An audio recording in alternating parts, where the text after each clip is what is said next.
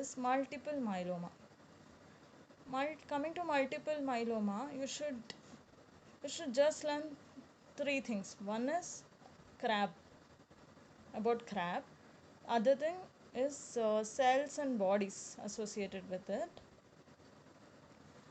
The third one is about protein associated with it. Crab, let us expand what is crab is. Crab is C for calcium excess. It is more than 11. And coming to R, it is renal dysfunction. A is anemia. Anemia of normocytic normochromic type. And B is bone lesion. Bone lesion is of lytic type. And why does there is increased calcium? Guess what? Because calcium increases due to increased lytic lesions in bone. And why does renal dysfunction occur is because of increased calcium and a complication of myeloma, that is myeloma kidney, and association with amyloidosis. These are the causes for renal dysfunction. And have you wondered what will happen to the ALP levels in multiple myeloma? ALP levels will be normal. This is because it is just a lytic lesion.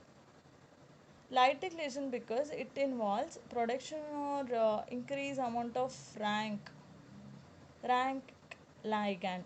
Rank ligand increases and it will cause activation of osteoclast.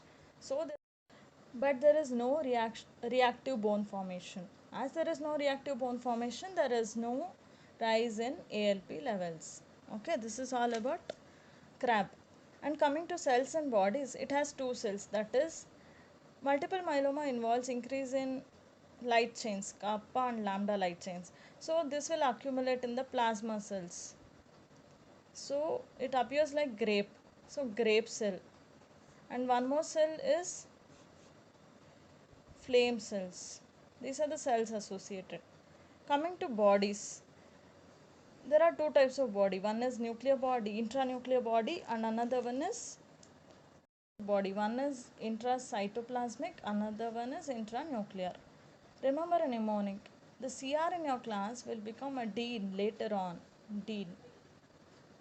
So, cytoplasmic is Russell bodies. And nuclear is Dutcher bodies. Okay. Now, last but not the least, it is Bence-Jones protein. These are the one which are found in multiple myeloma. The speciality of this is when you heat a liquid containing Bence-Jones protein at 65 degree or 60 degree, it precipitates.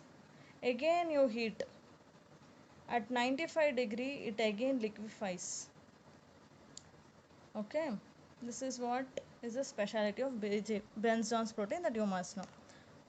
This is all about multiple myeloma. Last but not the least, topic is secondaries to bone. The most common site of secondary bone tumor is thoracic vertebra. The most common site from which it arises is breast, more common than lungs, prostate, more common than lungs in females, and this is in males. You might be just how to remember is the thoracic vertebra will be like this. In front of that we'll have a lungs. Imagine this is the lung and this is the skin and this is the breast tissue. So how the tumor can come here is from the lungs, and it can come from the breast and down from prostate. Okay, this is from Batson plexus. And it can be of blastic type, osteoblastic or osteolytic. Okay, the tumors can be osteoblastic or osteolytic. Remember when there is a thing, when there will be a blast, there will be a mess everywhere. So you have to clean it by mop. that is medullary carcinoma of thyroid,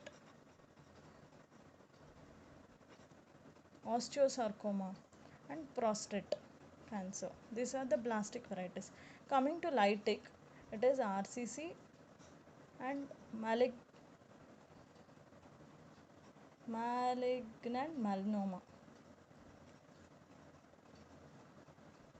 These are the important and the most commonly asked questions. Hope this video is helpful for you.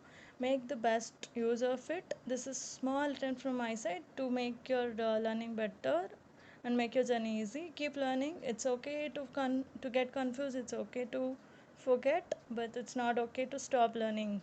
All the best. Bye bye.